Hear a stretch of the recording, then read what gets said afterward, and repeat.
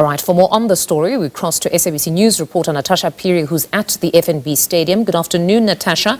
So the party is convening this session with councillors in an effort, as we heard there, to review progress and provide guidance to accelerate service delivery. Just share with us some of the sentiments of some of those gathered there. Do they appreciate the importance of such an intervention or session? Well, thank you so much, Fundo. Actually, earlier on, I just spoke to two councillors from Limpopo and from Mpumalanga. Indeed, they do appreciate such efforts. But I mean, some have questioned the timing of this, that why now? Why the roll call now when there has been these issues in, various local municipalities? And it can't be that, basic service delivery is not met or is not meted out, by the various councillors. You would also recall what ANC President Cyril Ramaphosa had said at the past special NEC meeting, saying that underperformance of councillors in municipalities will not be tolerated. And of course, these are just some of the resounding sentiments that have been made here. Yes, it is a roll call. Yes, ANC President Cyril Ramaphosa is expected to give marching orders to these various councillors, but it can't be that if you're elected into a position, Fundo, as a councillor, you do not give out basic service delivery, like the issues of water. So what we do understand is that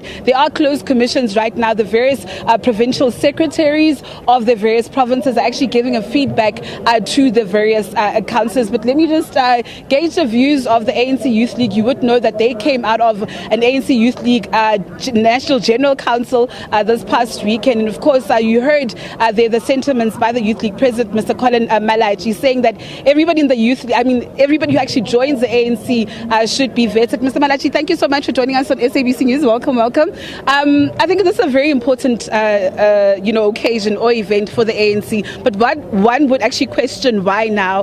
Why before the local government elections, where your elected officials know what should be done but are not actually doing it? Look, we've been doing it in bits and pieces everywhere in the country. This is not the first platform where we engage our own councillors. On top of the agenda is the issue of service delivery, accountability, and assessment of councillors. I'm sure you're aware that the term is ending.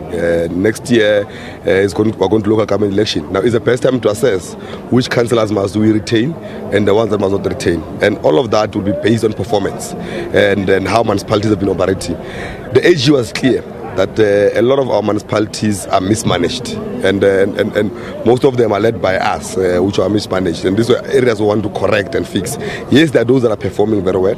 The instability is, of course, by voters also. Other municipalities are under collusion and that. Every day there's a removal, installation of a new mayor. Now, also that causes instability, because when management, political management is not stable in those municipalities, there is no way they can play an oversight role. Now that's why we mobilize South Africans that they must give full confidence to the ANC to continue what they've started. But as a Youth League, what is your position on underperforming councillors? Should they be booted out? Another important conversation when you talk about the professionalization of the public service, the prerequisite that every councillor must have a matric. You find that some councillors don't. You find that some councillors can't even read and write, which is a problem, because you need to adopt certain policies, pass certain motions, and they can't do that. No, those days are over, where we can deploy people only on the basis that they are popular internally in the organization. We've reached a stage where we're going to deploy people on the basis of their qualities. That's why we've prepared strong young people to go and contest all wards. The NGC resolved that all young people must go and contest to be ward councillors. Peer councillor is secondary to us. We need to be in the core of our communities. And that's how we're going to test our strength as the youth, because we want to say that we're in charge of communities, we're majority, but that has not been tested. Now we're going to put forward young, educated people to go and be ward councillors in their own areas where they are from, so that they assist to hold municipal managers, city managers, CFOs, directors accountable. How do you expect someone to hold a CFO accountable when they can't even write a financial document and explain it? Now, those luxury days are over. Democracy is maturing now.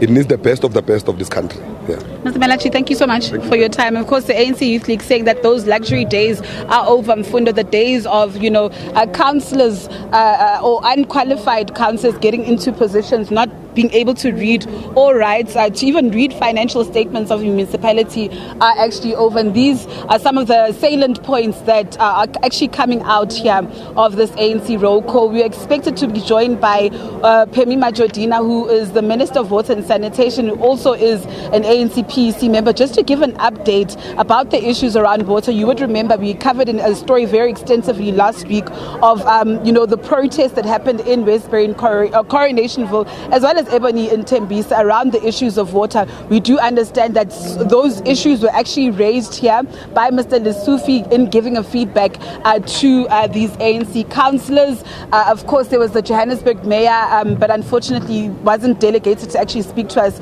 as members of the media. So these are just some of the salient points that we actually expected to address and to touch on, not only as members of the media, but of course as the ANC. We do expect the Secretary General to actually read out the report and the feedback from the ANC to the officials, because our understanding as the SABC is that from today, Fundo, these various councillors are expected to give feedback every month to the ANC as to what work they're actually doing in their municipalities.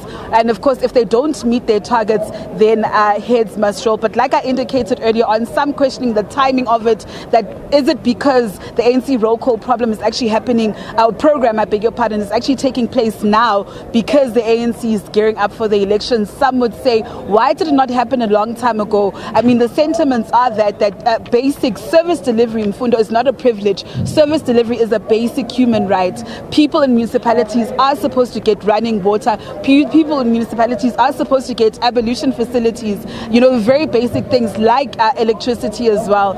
So these are just some of the issues that we'll be reflecting on as the SABC News. Of course, I'm not alone. Samgel is also here, and we will be giving you all the latest updates in regards to the story. Mfundo. All right, Natasha, thank you very much for that reportage. That's SABC News reporter Natasha Phiri, who's out there at the FNB Stadium as she's outlined the program. Any moment now, we'll be taking you back to FNB Stadium, where Secretary General of the African National Congress, Phiri Mbalula, will be reading out the report.